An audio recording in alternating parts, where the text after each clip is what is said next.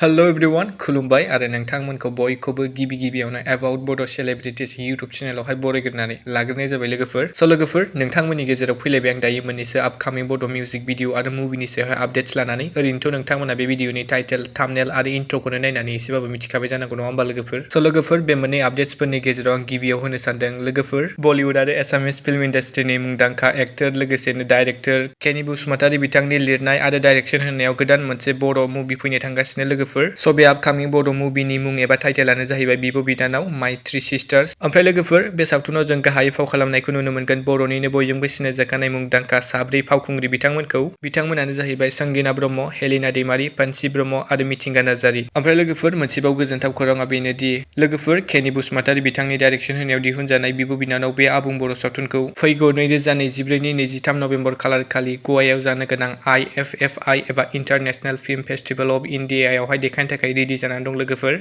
ओमफ्राय लोगोफोर नोंथांमोना सोर सोर केनि बसुमतारी बिथांनि डाइरेक्शन होनायाव फैनो गोनां बिब' बिनानाव बे आबुं बर' सावथुनखौ नायनो थाखाय जोबोरै एक्साइटेड जाना दं आरो बे निउसखौ खोनाना माबायदि मोनखो कमेन्ट्सआव खोन्थाहरदो लोगोफोर। ओमफ्राय लोगोफोर गुबुन मोनसे नेक्स्ट आपडेटआव दं जोंहा लोगोफोर 2020आव कमला स्वर्गियारी बिथांनि रोजाबनायाव ओंखारनाय गुवाहाटी सारियालिखौथ' नोंथांमोना बयबो नायनानै जोबोर अनसायदों आरो मोजां मोनदों नङा होमबा लोगोफोर। स' लोगोफोर गोजोनथाव खौराङा बेनोदि लोगोफोर गुवाहाटी सारियालि बड' मिउजिक भिडिअनि सेकेन्ड पार्ट एबा पार्ट 2 फैनो थांगासिनो आरो बे गुवाहाटी सारियालि पार्ट 2 नि मेथाइखौ रोजाबदों कमला स्वर्गियारी बिथांजों लोगोसे हांसां बर' बिथां। ओमफ्राय लोगोफोर बे आपकामिं गुवाहाटी सारियालि बड' मिउजिक भिडिअखौ जों नुनो मोनगोन जौगा फिल्म प्रडाक्शन इउट्यूब चेनेलावहाय। ओमफ्राय लोगोफोर दायो गोदानै फैनो गोनां मेथाइ गुवाहाटी सारियालि पार्ट 2 नि रेकर्डिंआ सोलिगासिनो। स' लोगोफोर बेनिनो स्टुडिअ खननाय ससे भिडिअ क्लिपखौ नोंथांमोना होनि नोंथांमोना नायना लाबानो जाबाय।